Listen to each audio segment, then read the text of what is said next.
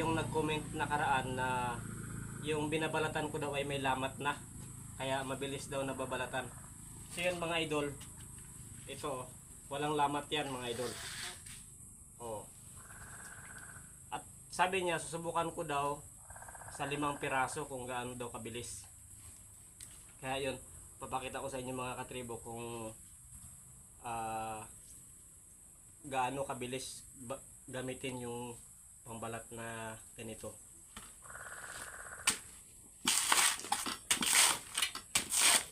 So ayan, wala yung lamat yan idol ha. Baka sabihin mo may lamat na naman to. Bakit may tubo na yung kuha mo? Oo. Malambot na yung talaga yan.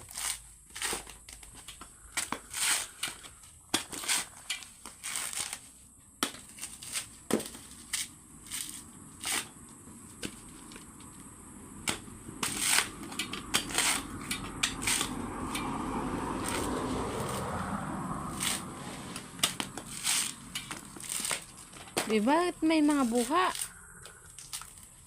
Sira na yung video ko sa gawa niya.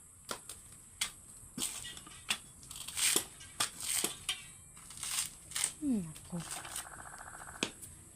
Maliit pa sa itlog niya.